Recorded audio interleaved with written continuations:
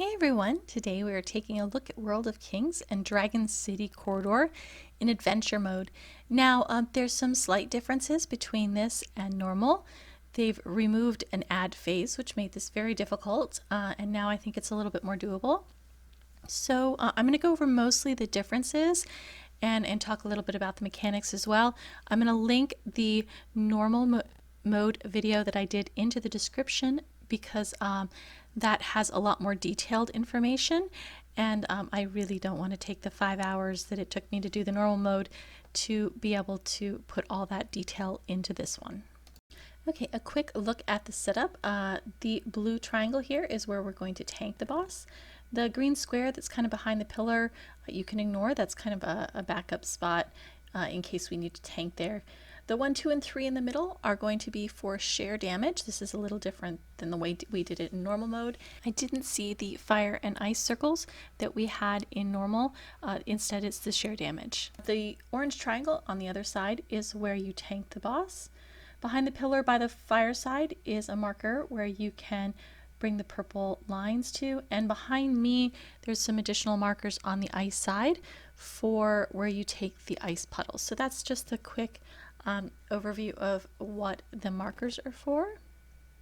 Now I'm going to switch to the fire side, and you can kind of see them here. In the background you can see that 5 and 6 and 4 also where the purple or where the ice puddles go to. This run with either 3 or 4 tanks. In this case we used 3 tanks. We had a little bit of a rougher time with the syncing of changing sides with the 4 tanks. So while the stacks come faster in this one and it's a little harder or a little more nerve-wracking that your stacks are going to get higher, we found it still simpler to use 3 tanks. Okay, so pulling the boss, you go ahead and taunt the boss once. Whoever pulls first, the bosses will go over to their side. In this case, the fire side typically pulls first, and then as long as the other tank doesn't use an AoE taunt, the ice boss will come right over to me. This is going to be followed by a big circle, so just go ahead and stay in close because you don't want to be too far out. Now I'm switching sides here. You can see that the other tank just pulled the boss off of me, and so I'm going to switch sides and go over to the fire boss. Now the tanks, this is typical, you just constantly are switching sides. So I'll get the fire boss, the other tank will run over and get the ice boss, and then that one will come over and relieve me for the fire boss. Now behind me you can see these purple lines. They're going to go behind the pillar so that you don't have they don't die, and the purple lines will drop and you'll be fine. So go ahead and do that. On the other side at the same time, I think the ice puddles are going, and you'll see those a little bit later. Now here in the middle you're getting sheer damage. So the sheer damage, the fire and the ice, you can kind of see it there, need to overlap one on each of the markers. So that's a little bit different. And here's these ice puddles in the back that were dropped at the same time as the purple lines. So really quick, I just want to add with the sheer damage mechanic that since this is a little different, one on top of the other, you don't want to have 3 or 4 stacked on top of each other.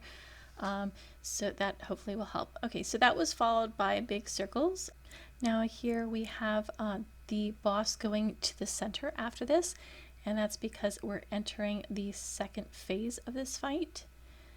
Now there are going to be some purple circles that appear on the sides usually, and I don't see them here. Sometimes I see them and sometimes I don't.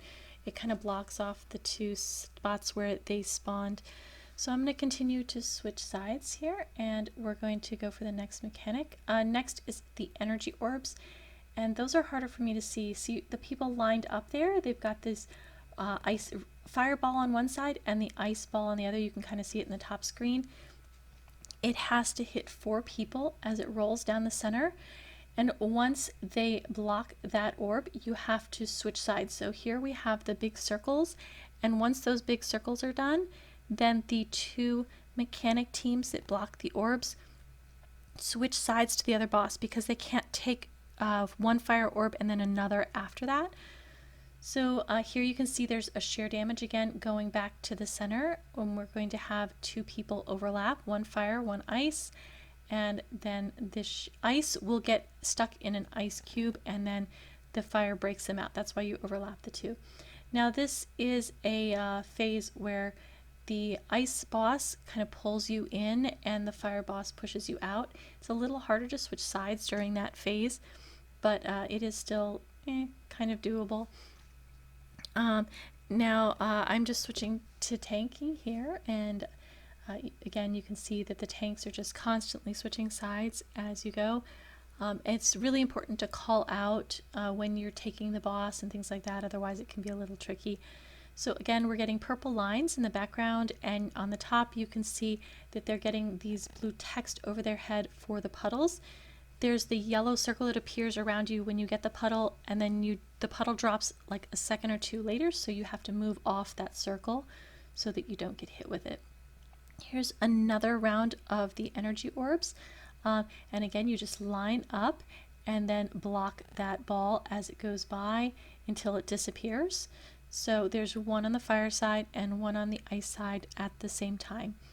Now the boss goes back to the center and we are entering phase 3.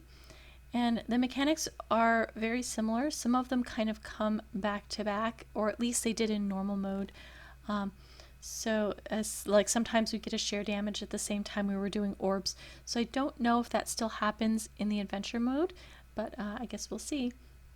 So here's the energy orbs again, and I'm not sure if I've got a decent shot of it this time to see the ball rolling. You can kind of see a little bit of the fireball there going through the center. Then big circles, again right after the big circles the two orb teams switch sides.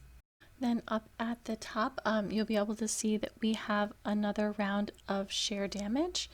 Now I just want to point out the shear damage that it's really important to make sure not to stack two on top of each other. You can see sort of see that there's two with the red text that end up on top of each other, and then the fire orb goes on top of that.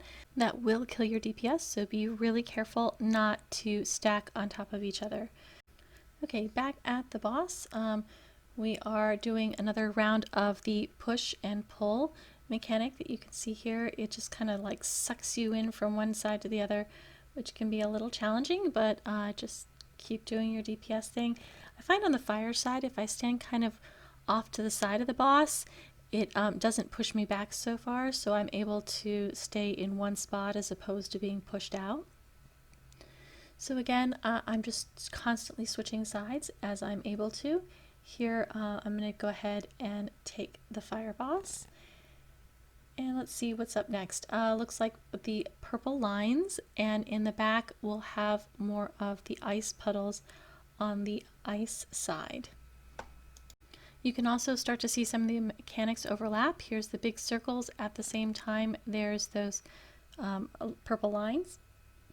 Now we're going to move back, I believe, for shear damage, it looks like, in the background. And then we're going to follow by the energy orbs. So everybody needs to line up for the energy orb section. Now you can see the fireball rolling across the back. Often we'll see a DPS grab one and then grab the other if it's still rolling and somebody hasn't gotten it. Once it hits the center line, those orbs will explode and wipe your raid. So there was the big circles again. Now again, you can see how there's so many people running in the middle. This is because the energy orb side is changing sides again. All right, up next we have more shear damage. It looks like you can see the shear damage circles kind of in the back, and you can see people scrambling to line up on the markers, one on top of the other. Up next is another round of the push and pull mechanic. So we're going to get that in just a second here. And you can see it's here. We're just going to, the ice boss will pull you in, though it'll switch sides. It kind of switch the other side of the boss here if you're in really close, but it pulls you in and the fire boss pushes you out. All right, the other tank just relieved me, so I'm going to cross sides and go over to the fire side. And then I think at this point we're just going to DPS the boss because the other one is down as well. So hopefully you found this helpful as to what to expect in Dragon City Corridor. And this is VGO Girl, and you are watching VGO 40, and we will see you next time in World of Kings.